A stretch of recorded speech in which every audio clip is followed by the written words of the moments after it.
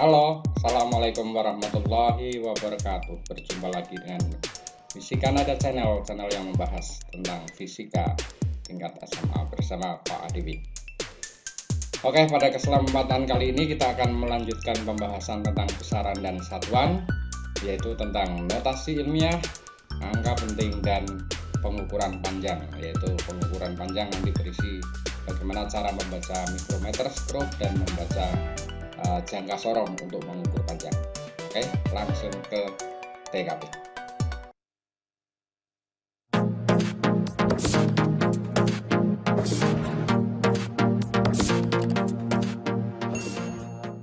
Ya, notasi ilmiah, angka penting, dan pengukuran panjang. Kita mulai dari yang pertama tentang notasi ilmiah. Kenapa notasi ilmiah ini penting? Karena di besaran fisika itu ada besaran yang nilainya besar sekali, ada juga besaran yang nilainya kecil sekali. Nah, untuk mempermudah penulisan dalam menuliskan besaran-besaran tersebut, dipakailah apa yang disebut dengan notasi ilmiah. Jadi cara penulisan nilai besaran fisika untuk nilai angka yang kecil sekali atau angka yang besar sekali, ini namanya notasi ilmiah. Sebagai contoh nilai yang kecil sekali, misalnya di sini ada bilangan 0,0000 sekian 23 gitu ya. Kemudian nilai angka yang besar sekali, contohnya 230000. Nah, ini kalau kita tuliskan dengan menggunakan cara yang biasa, nanti di samping tidak efektif juga tanganmu nanti keriting gitu ya, terlalu banyak dituliskan angka 0 semacam itu. Oleh karena itu dipakai apa yang disebut dengan notasi ilmiah. Nah, bentuk baku notasi ilmiah semacam ini. A, titik-titik, ini maksudnya bilangan gitu ya. Bilangan misalnya 3, kali 10 pangkat N. A ini angka desimal, kemudian N ini yang disebut dengan orde. Nah, N ini nanti ada dua jenis. Untuk bilangan yang kecil dipakai N negatif. Untuk bilangan yang besar sekali dipakai N positif.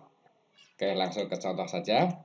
Contohnya misalnya ini tadi 0,0000000023. Ini bisa kita tulis dengan cara menempatkan koma berada di antara 2,3. 2,3, jadi di sini ya, jadi ditulis 2,3 kalinya 10 pangkat min 10. Nah, 10 ini dapat dari mana? Angka 10 ini didapat dari bilangan yang ada di antara koma yang baru di sini dengan koma yang lama di sini. Jadi kalau kita hitung ini 1, 2, 3, 4, 5, 6, 7, 8, 9, 10 gitu ya. Jadi, nah karena ini kurang dari 1, maka pangkatnya harus negatif. 2,3 kali 10 pangkat min 10. Ini cara penulisan notasi ilmiah untuk angka-angka yang kecil. Nah, bagaimana untuk angka yang besar? Untuk angka yang besar, semacam ini, kita tempatkan koma di antara 2 dan 3. 2,3. Nah, kemudian kita hitung angka yang berada setelah koma. Jadi ini kalau kita hitung 1, 2, 3, 4, 5, 6, 7, 8, 9, 10. Karena ini lebih besar dari 1, maka 10-nya pangkatnya positif. Jadi 2,3 kali 10 pangkat 10. Gampang ya. Jadi begitu cara menuliskan notasi ilmiah. Dengan notasi ilmiah ini, maka bentuk penulisan besaran yang lebih besar, yang besar sekali atau yang kecil sekali akan menjadi singkat. Nah, kemudian ada nama-nama khusus di notasi ilmiah, di mana nama-nama khusus ini harus kalian hafalkan, harus dihafal, sebab nanti soal-soal fisika itu kadang mengandung awalan-awalan notasi ilmiah yang sering muncul. Nah, apa saja awalan notasi ilmiah ini? Ada yang namanya tera, ada giga, ada mega, ada kilo, ada mili, kemudian ada mikro, ada nano, ada piko, ada femto. Ini diantaranya adalah awalan-awalan notasi ilmiah yang sering muncul. Tera itu berapa? 10 pangkat 12, kemudian turun giga 10 pangkat 9, mega 10 pangkat 6, kilo 10 pangkat 3. milih 10 pangkat min 3. Jadi kalau kamu mau membatasi ya batasnya ini. Yang ke atas ini adalah untuk yang pangkatnya positif, yang ke bawah untuk pangkatnya negatif. Ada mikro 10 pangkat min 6, nano 10 pangkat min 9, piko 10 pangkat min 12, femto 10 pangkat min 15. Ya, nah ini harus hafal. Karena soal fisika biasanya diketahui dalam bentuk semacam ini. Misalnya mikro coulomb, nanofarad, pikofarad, dan selanjutnya. Contoh, 4 gigameter itu sama dengan, nah giganya ini mewakili 10 pangkat 9. Jadi 4 gigameter sama dengan 4 kali 10 pangkat 9 meter. Kemudian 5 mikrocoulomb misalnya, mikronya tadi berapa? Kita lihat mikro. Mikro adalah 10 pangkat min 6. Jadi 5 kali 10 pangkat min 6. Nah ini yang disebut dengan awalan-awalan untuk notasi ilmiah yang wajib dihafalkan. Sebab apa artinya kita mengetahui rumus, kemudian mengerjakan dengan betul, kemudian apabila disuruh menyatakan dalam notasi ini tidak bisa, maka soal yang kita kerjakan juga salah gitu ya. Ya, soal dan pembahasan. Contoh soal yang pertama, tulislah notasi ilmiah dari angka 2030000, berarti ini 2.030.000 gitu ya. Nah, bagaimana cara menuliskannya? Seperti tadi, bentuk bakunya adalah A, 10 pangkat N, sehingga kita buat 2030000 ini menjadi nolnya kita tempatkan di sini 2,03, kemudian pangkatnya dihitung. Setelah 0 ini ada pangkat 6. 1, 2, 3, 4, 5, 6. 2,03 kali 10 pangkat 6. Kemudian yang kecil misalnya, nah ini nolnya banyak ini. Nah, coba bayangkan kalau kalian disuruh menuliskan angka 0 ini untuk setiap menuliskan besaran yang terkait. Ini adalah contoh dari besaran muatan elektron ya, muatan elektron itu sekian. Nah, kalau kita tulis dengan menggunakan cara tradisional, ini cara ini, tentu tangan kita akan keriting, akan lelah. Oleh karena itu digunakan notasi ilmiah. Nah, ini tinggal ngitung saja. Ini kita tempatkan koma di sini, kemudian antara koma ini dihitung. Dihitung ada 19. Maka karena ini lebih kecil dari 1, maka 1,6 kali 10 pangkat min 19. Jelas ya untuk notasi ilmiah? Ya, kita lanjut. Sekarang angka penting. Di ilmu fisika ada yang disebut dengan istilah angka penting. Apa atau istilah angka penting itu? Jadi angka penting adalah semua angka yang diperoleh dari hasil pengukuran. Ingat ya, hasil pengukuran, bukan hasil membilang. Membilang dengan mengukur beda. Membilang itu misalnya kita mempunyai kelereng sejumlah 5 buah. 5 buah kelereng. 5 kelereng itu kalau dihitung 1, 2, 3, 4, 5 itu membilang. Tapi mengukur adalah melakukan pengukuran, contohnya misalnya pengukuran panjang, kemudian pengukuran massa, dan sebagainya. Akan diperoleh dari hasil pengukuran tersebut apa yang disebut dengan angka penting. Ya, jadi angka penting adalah semua angka yang diperoleh dari hasil pengukuran, yang mengandung angka pasti dan satu buah angka yang ditaksir.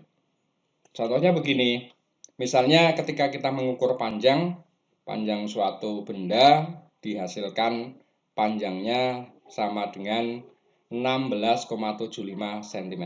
Nah, mana yang disebut dengan angka pasti dan mana yang disebut dengan angka taksiran atau angka yang diragukan. Nah, ini 16,7 ini adalah angka pasti. Sedangkan angka yang terakhir ini adalah angka yang ditaksir, angka taksiran. Gitu ya. Jadi ini ada 4 angka penting, terdiri dari 3 angka yang pasti dan 1 angka adalah angka yang ditaksir. Kemudian apa saja yang termasuk angka penting atau aturan angka penting itu bagaimana? Pertama, semua angka bukan 0 termasuk angka penting. Jadi kalau kita mempunyai deretan angka dari hasil pengukuran adalah 2,367, maka ini keempat-empatnya, 4 bilangan ini termasuk angka penting semua. Maka hasil pengukuran ini adalah terdiri atas 4 angka penting. Ya. Kemudian yang kedua, angka 0 yang berada di antara angka bukan 0 termasuk angka penting. Nah, seperti apa contohnya? 2,00367 ini angka 0 ini berada di antara angka bukan 0.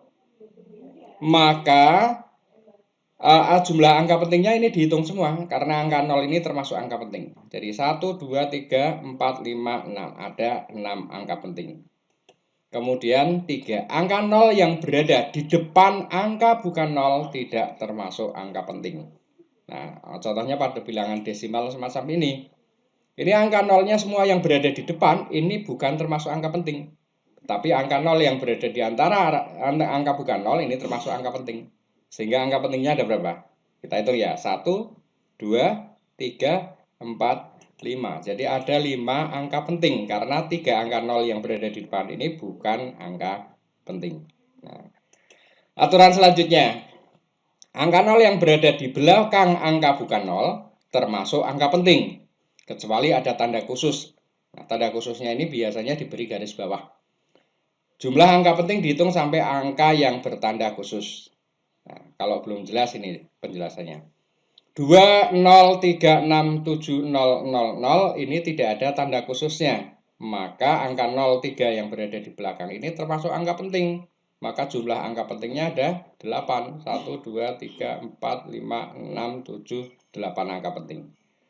Tapi manakala kita menempatkan tanda khusus, misalnya garis bawah, maka angka pentingnya dihitung sampai ke yang bertanda khusus. Berarti dari sini 1, 2, 3, 4, 5, 6, 7. Ini 7 angka penting.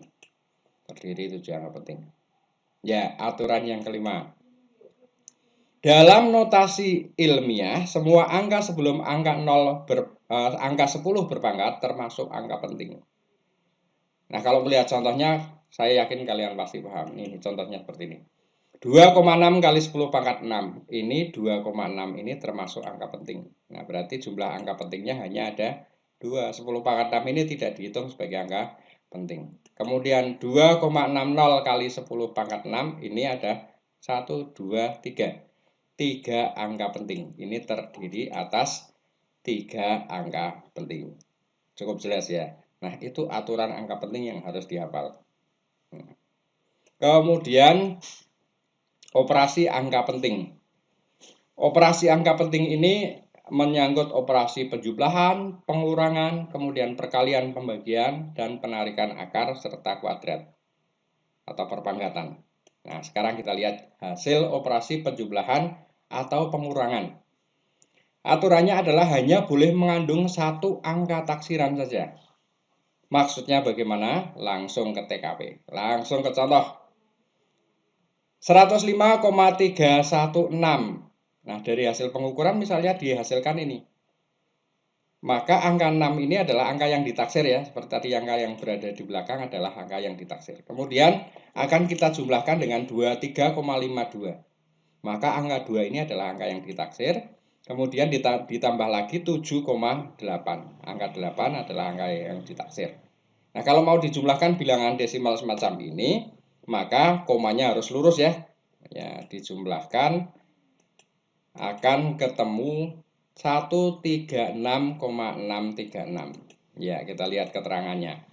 Nah, ini angka 6 sebagai angka taksiran atau angka yang diragukan. Ini kemudian angka 2 sebagai angka yang diragukan juga. Kemudian angka 8 sebagai angka yang diragukan juga. Nah, karena 6, 2, dan 8 ini menjadi angka yang diragukan, maka hasil penjumlahannya ini pun diragukan. Jadi 6 di sini diragukan, 3 ini karena diperoleh dari, walaupun ini angka pasti, kemudian ini ada angka yang diragukan menjadi diragukan. Kemudian angka ini juga angka yang diragukan. Jadi hasil penjumlahan ini mengandung 3 buah angka taksiran atau angka yang diragukan. Angka 6, angka 3, angka 6 sebagai angka taksiran atau angka yang diragukan karena dari hasil penjumlahan angka yang diragukan. Nah, padahal tadi aturannya bagaimana? Hanya boleh mengandung satu angka taksiran. Lalu bagaimana? Nah, dalam fisika ada istilah yang namanya pembulatan. Maka ini harus kita bulatkan sampai ke bagian terdepan yang paling diragukan, yaitu ke angka 6 ini. Nah, cara pembulatannya bagaimana? Dilihat angka 6 ini di belakangnya adalah angka 3, maka harus bulat ke bawah gitu ya. Bulat ke bawah berarti bulat ke 6. Ini menjadi dibulatkan menjadi 136,6 karena hanya boleh mengandung satu angka taksiran. Nah, jelas ya. Nah, contoh yang pengurangan. Misalnya ada 105,316 kita kurangkan dengan 23,52. Dikurangkan maka akan dihasilkan 81,796. Kita lihat keterangannya. Angka 6 ini angka yang diragukan atau ditaksir. Nah, ini angka 6 ini ditaksir gitu ya. Kemudian angka 2 adalah angka yang ditaksir juga. Maka penjumlahannya dari penjumlahan angka 6 dan 2 ini menjadi angka 6 ini menjadi diragukan, kemudian angka 9-nya juga diragukan kalau dijumlahkan. Sehingga ada dua angka yang diragukan. Padahal hasil penjumlahan harus mengandung satu angka yang diragukan atau satu angka yang ditaksir. Nah, lalu bagaimana? Seperti tadi, kita bulatkan, kita lihat. Ini 9, kemudian ini 7, maka bulatnya harus bulat ke atas, maka menjadi dibulatkan menjadi 81,80. Dengan angka 0 ini adalah angka yang diragukan ya, atau angka taksiran. Ya, kemudian 2. Hasil operasi perkalian atau pembagian hanya boleh mengandung angka penting sejumlah bilangan yang angka pentingnya paling sedikit. Bagaimana sih maksudnya? Saya yakin ke contoh kamu langsung bisa. Contoh, 32,45 ini berapa angka penting? 4 angka penting. Kemudian dikali 8,20. Ini adalah 3 angka penting. Nah, ini 4 angka penting, ini 3 angka penting, maka yang paling sedikit ini. Nah, kalau kita kalikan apa adanya, hasilnya seperti ini, 266,090. Ada berapa angka penting? Ini ada 6 angka penting. Padahal yang paling sedikit ini ada 3. Maka ini menyalahi aturan. Maka ini harus kita bulatkan menjadi 3 angka penting saja. Karena yang paling sedikit adalah 3. Ini menjadi dibulatkan menjadi 266 karena ininya 0 ya. Bulat ke bawah menjadi 3 angka penting. Ya, kemudian contoh yang pembagian misalnya 32,00. Nah, ini maksudnya dibagi, sorry ini ya. Ini dibagi, anggap saja ini dibagi. Ini salah ketik tadi. 32,00 dibagi 8 adalah 4. Satu angka penting yang 8, kemudian yang 32,00 adalah 4 angka penting. Ini 32,00 4 angka penting, 8 ini adalah satu angka penting. Nah, hasilnya kalau ditulis apa adanya kan berarti 4,00. Ini berapa angka penting? Ya, ini 3 angka penting. Tidak boleh karena harus mengandung satu angka penting. Maka harus dibulatkan menjadi 4. Jadi penulisannya nanti 4, bukan 4,00 walaupun nilainya sama. Nah, ini hanya ada angka penting. Oke, tadi ini bagi ya, sorry, salah. Ya, kemudian hasil operasi perpangkatan atau penarikan akar pangkat mengandung angka penting sejumlah angka penting dari bilangan yang dipangkatkan atau bilangan yang ditarik akarnya. Maksudnya bagaimana? Sekali lagi ke contoh. Nah, kita lihat. 15,0 dikuadratkan. Nah, 15,0 ini kan 3 angka penting. Kalau dikuadratkan kita hitung apa adanya maka hasilnya menjadi 225,00. Ini menjadi berapa angka penting? Ini berarti 1, 2, 3, 4, 5. 5 angka penting ya. Nah, harus dibulatkan ke 3 angka penting karena yang dipangkatkan adalah 3 angka penting. Ya. Nah, jadi ini dilihat dari ini yang dipangkatkan 3 angka penting maka hasilnya harus 3 angka penting. Kemudian akar dari 625. Nah, 625 diakarkan kan 25. Nah, ini kalau menurut penulisan angka penting, nah ini yang ditarik akarnya adalah 3 angka penting. Hasilnya 2 angka penting. Ya, ini menyalahi aturan dari aturan angka penting untuk akar pangkat. Oleh karena itu, maka penulisan yang betul harus dituliskan menjadi 25,0 menjadi 3 angka penting. Jadi ditambah 0 di sini. 3 angka penting supaya sama dengan yang ini 3 angka penting. Cukup jelas ya. Ya, kita lihat ke pengukuran panjang selanjutnya. Nah, alat ukur panjang yang penting kita ketahui adalah jangka sorong dan micrometer skrup. Nah, jangka sorong dan micrometer skrup. Sebetulnya ada alat pengukur panjang yang lebih praktis, yaitu ada penggaris gitu ya. Nah, cuma penggaris itu memiliki tingkat ketelitian yang tidak sebaik jangka sorong maupun micrometer skrup.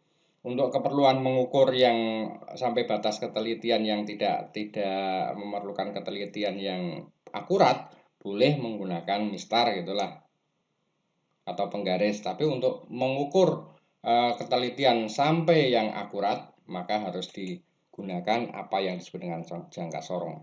Nah, jangka sorong itu bentuknya seperti ini.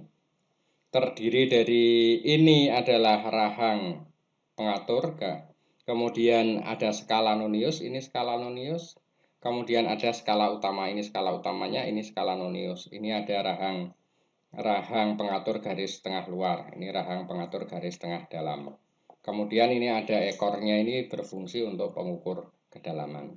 Nah, seperti saya katakan tadi bahwa ketelitian jangka sorong ini jauh lebih baik daripada ketelitian mistar. Ketelitian jangka sorong adalah sampai 0,01 cm. Nah, yang lebih teliti lagi ada yang namanya micrometer skrup, bentuknya semacam ini.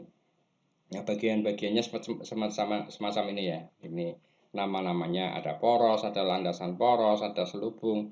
Nah, yang terpenting di sini ada ini. Ini adalah skala utama. Kemudian ini adalah skala nonius atau skala putar. Jadi skala nonius dalam jangka sorong berbentuk skala geser, skala nonius dalam micrometer skrup berbentuk putar. Nah, bagaimana cara membacanya? Nanti saya ajari. Ketelitian micrometer skrup sama 0,01 tapi dalam satuan milimeter. Yang ini dalam satuan sentimeter. Jadi satuan terkecil atau ketelitiannya saja sudah bisa kita lihat. Jangka sorong sampai 0,01 cm, kemudian micrometer skrup sampai 0,01 mm. Lalu kegunaan ini untuk apa? Biasanya untuk mengukur perangkat mesin ya, mesin kendaraan itu harus diukur secara ketebalannya, kemudian ketipisannya, kemudian kedalamannya, kemudian diameternya itu harus diukur secara akurat, yaitu dengan menggunakan jangka sorong ataupun micrometer skrup. Nah, sekarang bagaimana cara membaca jangka sorong. Nah, begini. Pengukuran panjang dengan jangka sorong. Nah, cara membaca pengukuran dengan menggunakan jangka sorong. Nah, misalnya ini saya potong pada daerah skala utama dan skala nonius ya. Nah, ini semacam ini hasil pengukurannya, menampakkan hasil pengukuran yang semacam ini. Lalu cara membacanya bagaimana? Yang pertama harus kita lakukan adalah lihat angka 0 pada skala nonius. Ini angka 0 skala nonius ini berada di angka setelah ini, setelah skala utama ini. Kita hitung 2 ya, ini 2,1, 2,2, 2,3, 2,4, 2,5. Berarti hasil pengukurannya ini nanti harus lebih besar dari 2,5. Nah, kita tuliskan 2,5 dulu dengan berpedoman pada angka 0. Kalau misalnya angka 0-nya berada di sini nih, maka 2,4 gitu ya. Ya, kemudian untuk melengkapi komanya ini caranya dengan melihat skala nonius dan skala utama yang paling berhimpit. Ya. Satu angka belakang di belakang angka 5, satu angka di belakang angka 5, dilihat pada skala nonius yang berhimpit dengan skala utama. Kita lihat gambar. Nah, dari gambar dapat terlihat angka pada skala nonius yang berhimpit dengan salah satu skala utama adalah angka 2. Ini kita lihat. Nah, ini yang berhimpit, satu garis persis. Ini adalah 0, 1, 2. Nah, berarti angka yang kurang 1 yang harus kita tambahkan adalah angka 2. Ini diambil dari skala nonius dan skala utama yang berhimpit. Sehingga hasil pengukurannya atau hasil bacaannya menjadi 2,5. Ini didapatkan dari ini tadi. Kemudian 2 yang belakang didapatkan dari ini. Nah, itu cara membaca pengukuran panjang dengan jangka sorong yang praktis, gitu ya. Ya, kemudian Jika disertakan dengan kesalahan relatif, jadi dalam fisika itu ada istilah yang namanya kesalahan relatif. Kesalahan relatif ini biasanya disertakan dalam hasil pengukuran sebagai bentuk plus dan minus. Nah, kesalahan relatifnya berapa? Kesalahan relatif dirumuskan dari setengah dari ketelitiannya. Kalau tadi ketelitiannya 0,01, maka setengahnya menjadi 0,005. Sehingga hasil bacaan dengan menyertakan kesalahan relatif menjadi 2,52 plus minus 0,005. Jadi kesalahannya itu sekitar ini, kecil sekali. Maka dikatakan bahwa jangka sorong itu adalah alat yang teliti atau akurat. Ya, sekarang pengukuran panjang dengan mikrometer skrob. Pengukuran panjang dengan mikrometer skrob, cara membacanya bagaimana? Misalnya hasil bacaan dari mikrometer skrob penampakannya semacam ini. Ini skala utama, kemudian ini skala putar. Nah, caranya bagaimana? Kita lihat. Lihat skala utama menunjukkan angka 4. Ini angka 4 ini. Jadi skala utama ini menunjukkan angka 4. Batasnya ini. Nah, ini kalau diputar lagi nanti menjadi angka seterusnya. Angka 4 ya. Nah, ini berarti hasil pengukuran kita nanti harus 4, berapa. Dan skala putar yang berimpit dengan garis tengah skala utama menunjukkan angka 16. Ini angka 4, kemudian yang berhimpit, kita lihat yang berhimpit ini. Nah, yang berhimpit ini menunjukkan angka 16. Nah, 4 ini kita tuliskan 4, ditambah yang 16 ini kasih angka 0 di depannya. 0,16. Nah, kalau misalnya yang berhimpit ini 17 ya berarti 0,17. 18 ya berarti 0,18. Sehingga hasil pembacaannya 4 tadi ditambah dengan 0,16 menjadi 4,16 mm.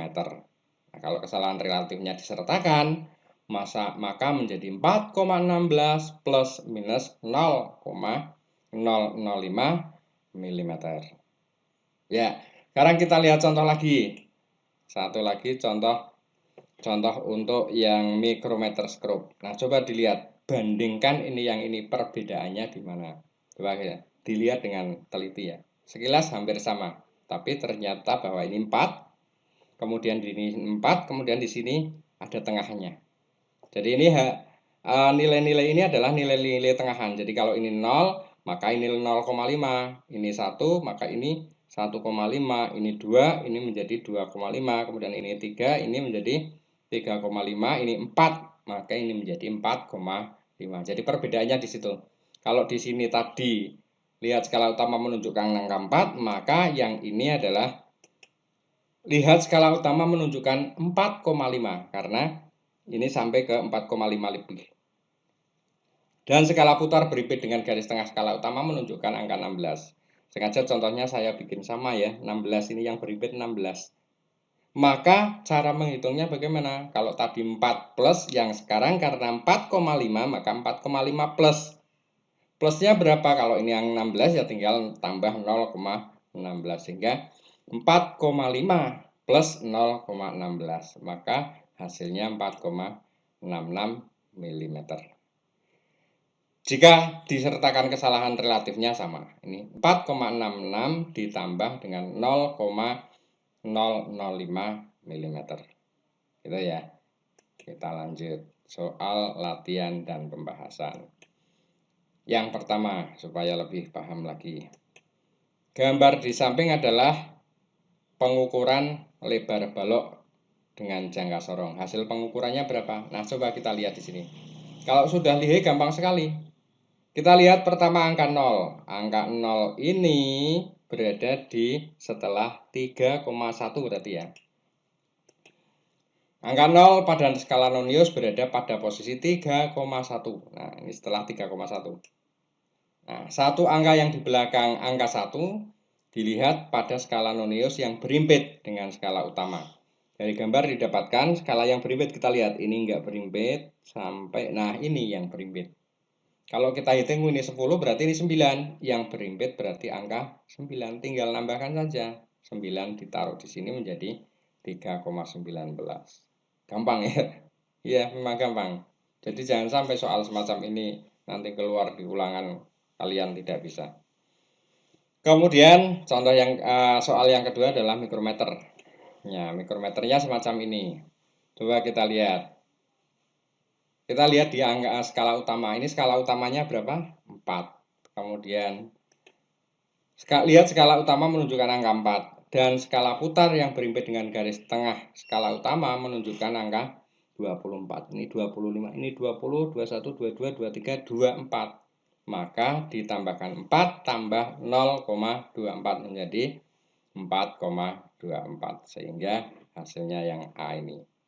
Kalau disertakan dengan kesalahan relatifnya, ya berarti tambahkan saja 4,24 plus minus 0,005 dalam satuan milimeter.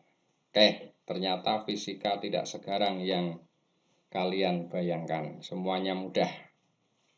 Pastikan bahwa selalu berpendapat bahwa soal fisika itu semuanya mudah kecuali yang sulit. Nah, didahulukan dulu yang mudah, yang sulit nanti menjadi sebuah tantangan. Oke, itu saja dari saya. Untuk pertemuan kali ini, tetap semangat belajar. Kemudian jangan lupa subscribe, like, komen, dan share jika video ini dirasa bermanfaat bagi kalian maupun teman-teman kalian. Oke, assalamualaikum warahmatullahi wabarakatuh. Salam fisika.